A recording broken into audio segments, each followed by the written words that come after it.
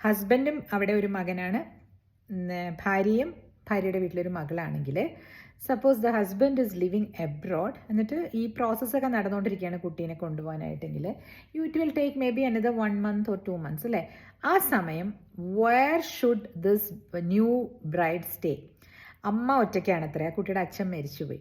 ഞാൻ പറയട്ടെ, ഈ 2 സ്ഥലത്ത് നിൽക്കണം. Because this is the honeymoon period where in people are all in the honeymoon mood. മനസ്സിലായോ? ഈവൻ അച്ഛനമ്മ അവരും ഒരു നല്ല നല്ല സ്വഭാവത്തിലായിരിക്കും ആ സമയത്ത് ഞാൻ അസ്യൂം ചെയ്യുന്നു. Even I have felt so.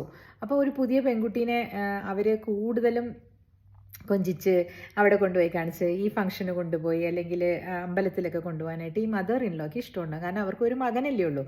അപ്പോൾ ലിസൺ, ആ സമയം നിങ്ങൾ പ്രയോജനപ്പെടുത്തണം എന്നാണ് ഞാൻ പറയുന്നത്. That you have to stay with your mother in law for some more time than your mother. കാരണം അമ്മയ്ക്ക് നിങ്ങളോട് എപ്പോഴും ഇഷ്ടമുണ്ടാവും. അയ്യോ അപ്പോൾ എനിക്ക് അമ്മയുടെ കൂടെ നിൽക്കാൻ. അത് നിങ്ങളുടെ ഹസ്ബൻഡുമായിട്ട് വരുമ്പോഴില്ലേ, ആ സമയത്ത് this girl can spend more time with her mother.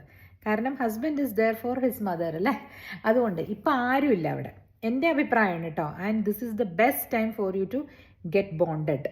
നിങ്ങളുടെ ഇൻലോസുമായിട്ട് കൂടുതൽ നല്ല റിലേഷൻഷിപ്പ് ഉണ്ടാക്കാൻ ശ്രമിക്കേണ്ട സമയം ഈ കല്യാണം കഴിഞ്ഞ ആദ്യ സമയങ്ങളിൽ എല്ലാവരും നല്ല സ്വീറ്റ് ആയിരിക്കുന്ന സമയമാണ്. So create a nice good bond during that time and try to continue it.